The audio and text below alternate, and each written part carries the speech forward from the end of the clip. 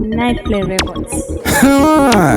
It's a large god medium, mufana nemukonyo anabora buri kumberi kwetsono telefina kugeza pasina sipo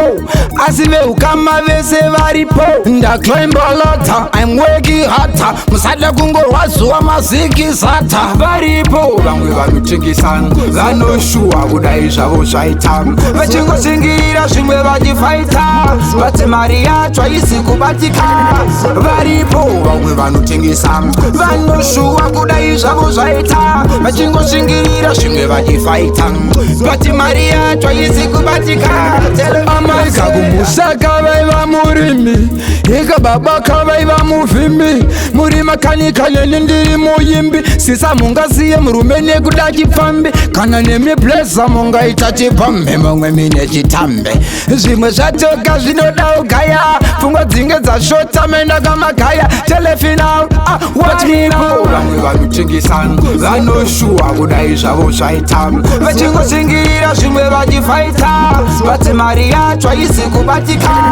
varipo vamwe vanotengesa vanoshuwa kudai zvavo zvaita vachingosingirira zvimwe vachifaita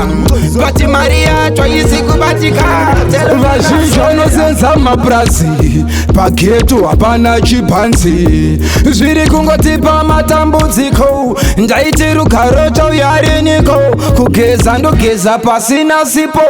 asi veukama vese varipo ndaklemba lota I'm working harder musada kungorwazuwa maziki sata ndiri kushanda zvekubuda tikita musada kungorotsa manje tokurigita varipo vamwe vanotengesana vanoshuwa kudai zvavo zvaita vachingosingirira zvimwe vachifaita vati mari yacho haisi kubatika varipo vamwe vanotengesa vanoshuwa kudai zvavo zvaita vachingosingirira zvimwe vachifaita vati mari yacho haisi kubatika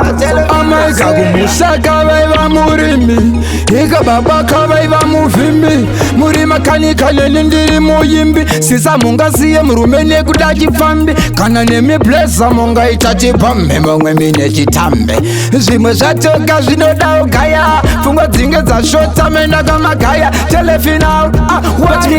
vamwe vanotengesana vanoshuwa kudai zvavo zvaita vachingosingirira zvimwe vachifaita vati mari yacho haisi kubatika varipo vamwe vanotengesa vanoshuwa kudai zvavo zvaita vachingosingirira zvimwe vachifaita vati mari yacho haisi kubatika varipo vamwe vanotengesa vanoshuwa kudai zvavo zvaita vachingosingirira zvimwe vachifaita vati mari yacho haisi kubatika varipo vamwe vanotengesa vanoshuwa kudai zvavo zvaita Nightplay Records.